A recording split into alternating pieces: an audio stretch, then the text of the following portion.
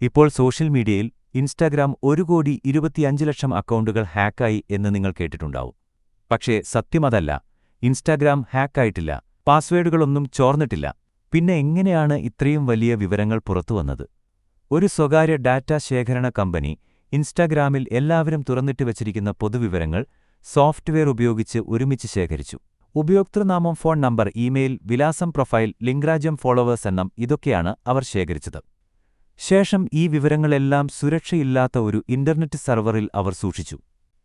അത് പാസ്വേഡ് പോലുമില്ലാത്ത സർവറായിരുന്നു. അതിനാൽ ആരും ഇന്റർനെറ്റിലൂടെ അത് തുറന്ന് ഈ വിവരങ്ങൾ കാണാൻ കഴിയുന്ന അവസ്ഥയായി. ഇങ്ങനെയാണ് 1,25,00,000 ഇൻസ്റ്റാഗ്രാം ഉപയോക്താക്കളുടെ വിവരങ്ങൾ പൊതുവായി പുറത്തുവന്നത്. ഇത് ഹാക്കിംഗ് അല്ല, ഇത് വലിയ സുരക്ഷാ പിഴവാണ്. ഇപ്പോൾ വഞ്ചകർക്ക് നിങ്ങളുടെ ഇൻസ്റ്റാഗ്രാം പേർ, ഫോൺ നമ്പർ, ഇമെയിൽ, വിലാസം എല്ലാം ലഭിച്ചിട്ടുണ്ട്. അവർ നിങ്ങളുടെ അക്കൗണ്ട് അപകടത്തിലാണ് എന്ന് പറഞ്ഞ് ഒരു ലിങ്ക് അയക്കും.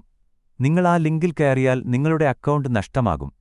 അതുകൊണ്ട് സുരക്ഷാ പരിശോധന 2 ഘട്ടമായി ഓൺ ചെയ്യുക. അപരിചിതമായ ലിങ്കുകൾ ഒരിക്കലും തുറക്കരുത്.